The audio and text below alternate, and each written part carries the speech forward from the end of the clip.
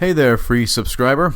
In this week's free post, you get a sneak peek behind the paywall as the podcast, which is usually reserved for paid subscribers, is available to you. Starting at $5 a month, you get the weekly podcast, a daily post with my take on current events, access to the entire archive, even going back to when I had my Medium account, and you get to join a friendly community of fellow paid subscribers.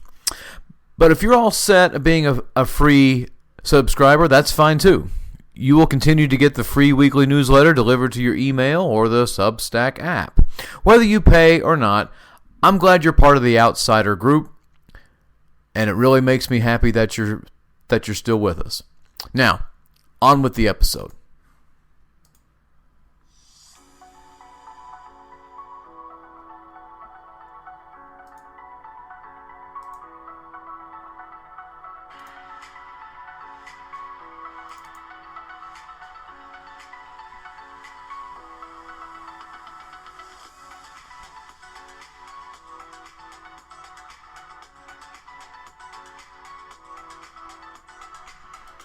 All right. Hey there, everybody. Welcome again to another episode of the Outsider Podcast. I'm your host, as always, Drew Landry.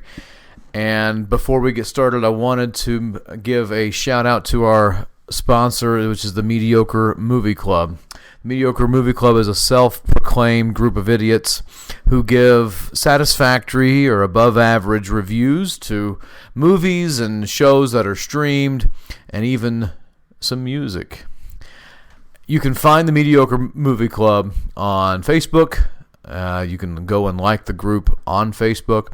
You can find them on X, formerly known as Twitter, whatever you'd like to call it, by looking for Mediocre Movie CL. And you can also find the group on Instagram at Mediocre Movie Club. You can always go to the website and read the reviews, and you can join in their discussion of the many movies and shows that they review. You can find that at mediocremovie.club. That is mediocremovie.club. So today's episode here is called The Heist. This is my take on the Ken Paxton impeachment trial that concluded last week, matter of fact, last Saturday, where the Texas Senate acquitted him on all articles of impeachment. Now, in case you're curious or you need a refresher on what impeachment means bring charges against. And so the House, towards the end of the regular session around Memorial Day, brought out 20 articles of impeachment against Attorney General Ken Paxton that, as we have come to find out, have revolved around his extramarital affair. So with that, the House brought out these impeachment articles. They brought charges against him, and according to the Texas Constitution, if there are impeachment articles against any statewide elected official, that person is suspended and without pay. And then once the trial happens, if they are acquitted, they go back to their job. If they're convicted, then they are removed. In order to remove a sitting office holder on impeachment, to convict of impeachment, okay, this is the correct nomenclature, you need 2/3 of the Senate, and the Senate behaves as the jury. The Lieutenant Governor is the judge, and then you have the House, which is the prosecution, and the one who's being impeached is the defense. So Paxton was acquitted on all articles of impeachment, and most of those acquittal votes by the jury, meaning the Texas Senate, were 14 to convict and 16 to acquit. And there were a few other votes, a few other articles that were decided by other numbers. Like there was one that was 20-2 and to acquit, and then there were others that were not as large as that, but there were but most of them were 14 to convict and 16 to acquit. There was a total of 20 articles of impeachment against Paxton, again, as I said earlier. But the jury, meaning the Texas Senate, decided on 16 of them. And they found him not guilty on all of the articles. On the most convincing charges, though, the jury turned a blind eye, which was those 4 that were not considered. And so this is part of the problem that makes this entire impeachment trial a sham. Not just a shame, but a sham. It was unfair, it was partial, rigged from the start, and the heist came at the end. It was not, however, the reasons that play out in the narrative of the media.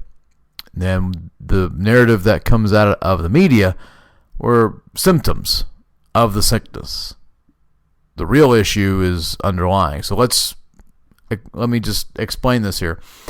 There were several things involved in this whole impeachment trial. One was the immediate partiality tilted towards Paxton because, one, he was allowed to leave after the beginning moments of the trial's first day, and he could return whenever he wanted to, and he returned at the end.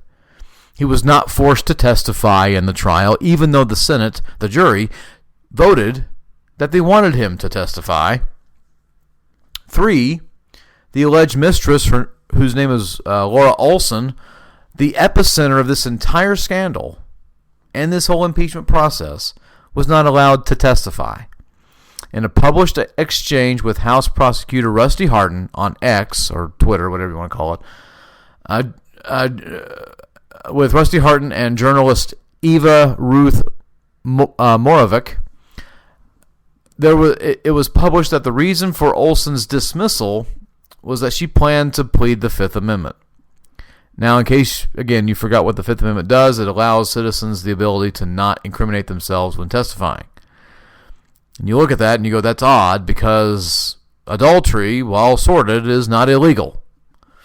But that was good enough for Lieutenant Governor Dan Patrick to prevent her from testifying. And the 4th reason was 4 of the 20 articles of impeachment, which included the charges that he's facing in federal court, were not part of Senate deliberation. Why those charges were ignored is something Lieutenant Governor Patrick has to answer. But we're left to speculate, and this is what you get when you speculate. And when politicians explain to you, well, we wanted the federal court to decide those, not us, and you just have to go, that's the biggest load of malarkey. But that's what you get. And the 5th reason was, well, Lieutenant Governor Patrick accepted a $3 million donation from Defend Texas Liberty PAC, which is a pro-Ken Paxton political action committee. And he's defended this. He, being Patrick, has defended this whole thing, saying, well, I take money from a lot of people. So, whoever wants to give me money, I'll take it. If it's the Klan, I'll take it. If it's, a group of skinheads, I'll take it. But the point being is that those were all things that were mentioned as reasons for the partiality. Why this was a sham trial. Why this was completely tilted from the start. But that's, again, as I stated earlier, those are just simply, I shouldn't say simply, those are symptoms of the sickness. And the sickness was unveiled by 2 journalists who share a podcast. Those journalists, Jeremy Wallace of the Houston Chronicle and San Antonio News Express, and Scott Braddock from the Quorum Report, talk about how the true problem with all of this was House and Senate. The true problem was Dan Patrick, who's the Lieutenant Governor, presiding officer over the Senate, statewide elected, and House Speaker Dade Phelan, who leads the Texas House.